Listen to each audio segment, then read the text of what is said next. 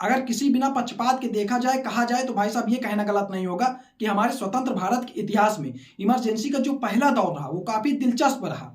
इंदिरा गांधी जी के द्वारा सन 1975 जून में इमरजेंसी लगाई गई और यह 1977 मार्च तक चली। इमरजेंसी में भाई साहब जो भी अत्याचार हुआ, जिस तरह से लोगों के अधिकारों का हनन किया गया, उसका जवाब आज तक कांग्रेस से मांगा जाता है। वाजिब है कि इमरजेंसी के भाई साहब 50 साल हो गए हैं और इन 50 सालों के बाद इमरजेंसी पर एक मूवी तो बनती थी, एक मूवी तो आनी चाहिए और उसमें यह भी समझाया जाना चाहिए कि भाई साहब ऐसी क्या जरूरत थी कि इंदिरा जी ने इमरजेंसी डिक्लेयर की।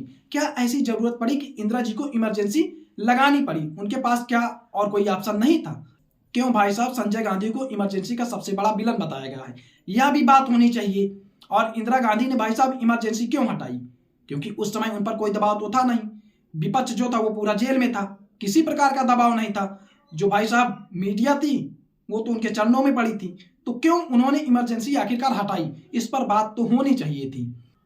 तो फिर क्या था? आ गई कंगना रनावत की मूवी, जिसमें कंगना रनावत भाई साहब खुद ही प्रोड्यूसर है, खुद ही उन्होंने उसको डायरेक्ट किया है और भाई साहब खुद ही उन्होंने मेन एक्टर का रोल निभाया है। Jayaprakash Narayan role played by Anupam Kher, Sanjay Gandhi role played by Vikas Nair. अब विकास नायर को आप नहीं जानते तो भाई साहब आप जानने वाले हैं। विकास नायर भाई साहब उन्होंने मतलब ऐसी एक्टिंग की है संजय गांधी की, लाजवाब एक्टिंग की है और कहीं ना कहीं कंगना रनावत से भाई साहब वो इस मूवी में एक्टिंग में तो आगे निकल ही गए हैं। Atal Bihari Vajpayee role played by Shreyas Talpade, Sam Manekshaw role played by Milind Sonam.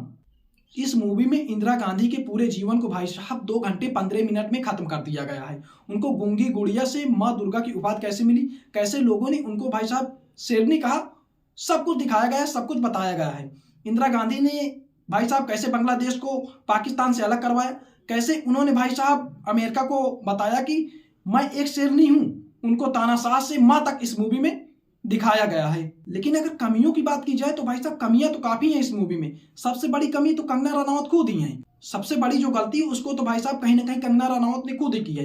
Indira Gandhi के जो उन्होंने रोल प्ले किया है उसमें जिस तरह से उन्होंने इतना कमजोर इंदिरा गांधी के रोल को भाई साहब दिखाया है, इंदिरा गांधी का जो किरदार है वो इतना कमजोर नहीं हो सकता था कि भाई साहब उनको हर जगह दड़ा हुआ दिखाया जाए। फिर भी कुछ लोग हैं जिनका कहना है कि नेशनल अवार्ड मिलना चाहिए कंगना जी को, हालांकि वो अपनी अपनी बातें हैं। और पंजाब ऑपरेशन ब्लू स्टार को 5 मिनट में खत्म कर दिया। अरे भाई साहब आप ब्लू स्टार जैसे ऑपरेशन को 5 मिनट में कैसे खत्म कर सकते हैं? ब्लू स्टार ऑपरेशन, आप ये मत भूलिए कि वही ऑपरेशन है जिसकी वजह से ही इंदिरा गांधी को मारा गया था और उसको आप 5 मिनट में खत्म कर दे रहे हैं। पूरी कहानी आपको दिखानी चाहिए थी। लेकिन ये कहना गलत नहीं होगा कि कुछ जगह भाई साहब मूवी डेप्थ तक गई है, कुछ जगह भाई साहब कंगना रनौत ने बढ़िया मूवी में काम किया है। जैसे इमरजेंसी क्यों हटाई गई, जैसे इमरजेंसी क्यों लगाई गई? जब इंदिरा गांधी पर भाई साहब कोई प्रेशर ही नहीं था, जितने भी भाई साहब पॉलिटिशियन थे, जितने भी विपक्ष के लोग थे, वो सब के सब जेल में थे। तो फिर इंदिरा गांधी जी ने भाई साहब आखिरकार क्यों इमरजेंसी हटाई? ये सवाल इंडियन पॉलिटिक्स में काफी दिनों से गूंज रहा था। आज तक भाई साहब ये सवाल का गूंज ही रहा था और इसका जवाब कहीं ना कहीं बखूबी से कंगना जी ने भाई साहब इस मूवी में दे ही दिया है। भाई साहब इस मूवी में बताया गया और दिखाया गया है कि इंदिरा गांधी ने अपने मन से इमरजेंसी को हटाया था। उनको लगा कि मैं गलत कर रही हूँ, इसलिए उन्होंने इमरजेंसी को हटाया, ना कि किसी के दबाव में आकर के। बात होनी चाहिए थी कि इमरजेंसी लगाया क्यों था, तो वो भी इस मूवी में बाकायदे दिखाया गया है। इमरजेंसी भाई साहब उनके खिलाफ जो साजिशें चल रही थी उसको देखते हुए उन्होंने इमरजेंसी लगाया, क्योंकि भाई साहब इंदिरा गांधी जैसी पावरफुल प्रधानमंत्री ये तो नहीं देख सकती थी कि भाई साहब उनके खिलाफ ही साजिश की जाए और उसी को देखते हुए कहीं ना कहीं उन्होंने इमरजेंसी लगाया। इस मूवी में भाई साहब यह भी बखूबी से दिखाया गया कि इंदिरा गांधी को इंदिरा गांधी के सेक्रेटरी के द्वारा सलाह दी गई थी कि मैडम आप अपनी सिक्योरिटी को चेंज कर दीजिए, क्योंकि आपको अपनी सिक्योरिटी से कहीं ना कहीं खतरा हो सकता है। तो यही कहा गया था इंदिरा गांधी जी के द्वारा कि मैं 2-4 के चलते पूरी भाई साहब एक कौम को नहीं छोड़ सकती हूँ, पूरी कौम के खिलाफ मैं नहीं जा सकती हूँ, सब मेरे अपने ही हैं।